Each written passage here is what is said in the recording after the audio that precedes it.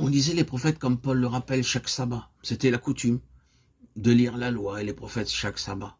Et il a remarqué que ce n'était pas à une heure particulière de cette journée que cela se pratiquait.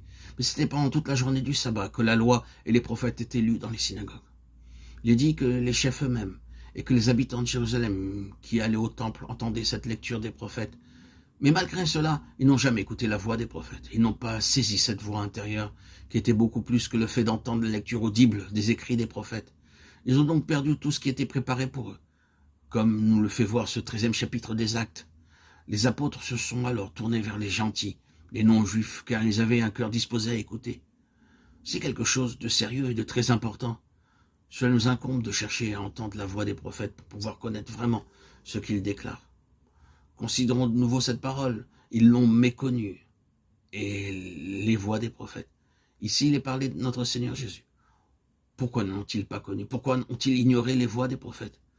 La réponse à cette double question est fondamentale. C'est ce qui nous occupera maintenant. Et ceci nous conduit au cœur, à la racine même des choses. La réponse à cette question, c'est qu'ils ne voulaient pas accepter la croix. C'est la raison même de toute cette tragédie. Ils ne voulaient pas admettre un Messie souffrant. Ils avaient leur propre conception du Messie et de ce qu'il serait, et des conséquences de son avènement et de tout ce qui ne correspondait pas à leur pensée, non seulement n'était pas accepté, mais devenait une offense.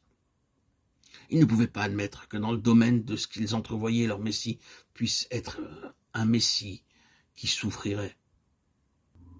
Et cependant, les prophètes ont toujours parlé de ce Messie souffrant. Ésaïe, dans le chapitre 53, décrit de manière évidente ce que serait ce Messie souffrant. Cependant, il commence en disant « Qui a cru notre message ?» Je pense qu'il ne faut pas beaucoup plus d'évidence pour démontrer que c'était là leur attitude. Paul, dans la lettre aux Galates, traite de cette question.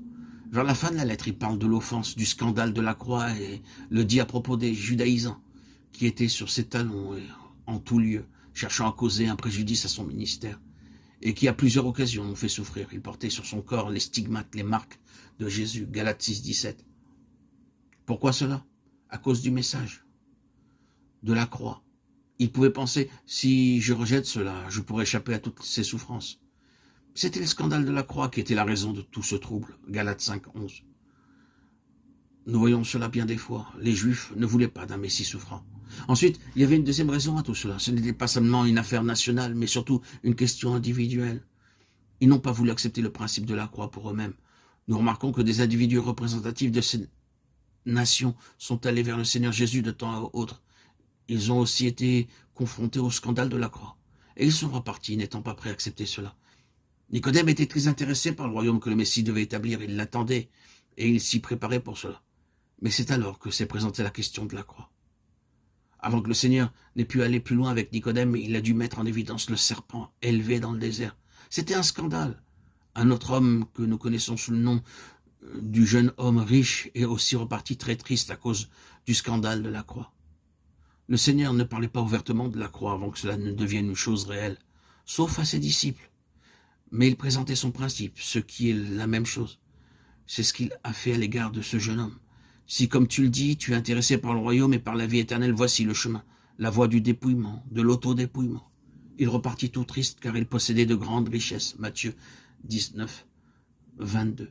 Le Seigneur dit alors qu'il est difficile à ceux qui ont des richesses d'entrer dans le royaume de Dieu. Luc 18, 24.